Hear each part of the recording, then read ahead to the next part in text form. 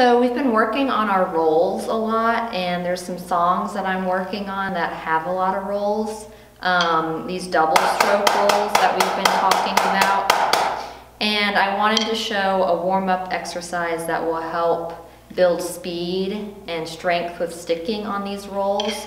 And this is called a doubles exercise. And it goes like this.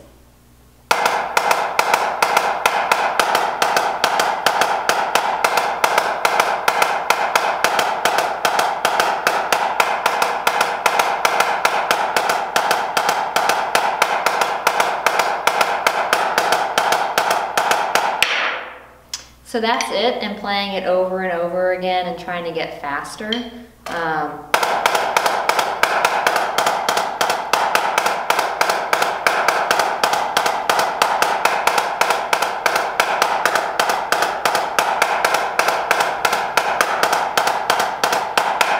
And the goal for this exercise is to get faster, more even, stronger double stroke rolls. So there's some songs that have a couple measures of these exact rolls.